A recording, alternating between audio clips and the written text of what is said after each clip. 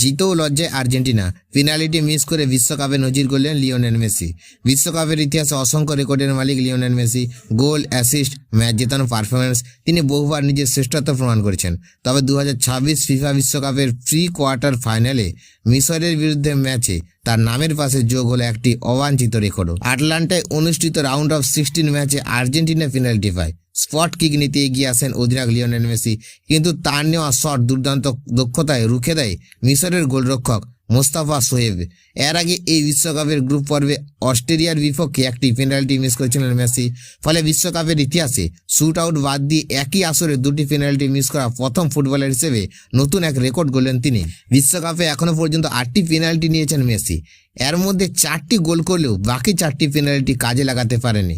2018 সালে আইসল্যান্ডের বিপক্ষে, 2022 সালে পোল্যান্ডের বিপক্ষে এবং 2026 সালে অস্ট্রিয়া এবং মিশরের বিপক্ষে তার পেনাল্টি ব্যর্থ হয়েছে।